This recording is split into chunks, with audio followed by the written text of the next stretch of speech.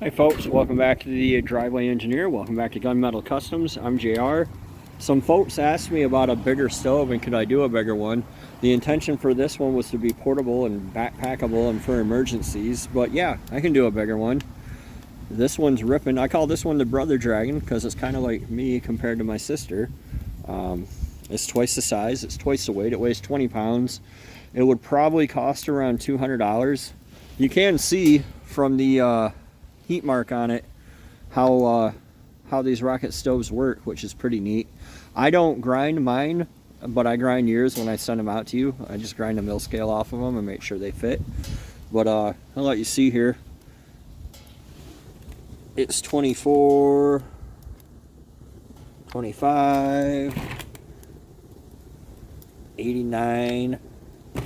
Right here is where the money shot. 800 degrees, 750. Then heading up here. So what happens is it breaks down the hydrogen and then it burns it right there. And this thing's throwing off heat. It is 18 degrees outside today in West Michigan, Central Michigan. You can look it up. I'm warm sitting here on my bucket. I could totally cook here. I didn't intend to offer something like this. I actually have that big piece of pipe right there. For something that I'm going to offer for people's homes and stuff. But if there's interest in this, I can certainly make it. Like I said, it'd be about 200 bucks. I have to figure it out exactly. But rocket stove, and then you don't have to cut or weld. I guess that's kind of where people are going with it. Like you can get some pipe, some square tube, and make your own rocket stove, unless you don't want to or you don't want to deal with it. So I would ship this to you flat so that I can afford to ship it and you can afford to have it shipped. And then, you know, I just tacked it in a few spots. You'd probably tack it more because you're probably not as careless as me. But, yeah, another rocket stove. Ripping along.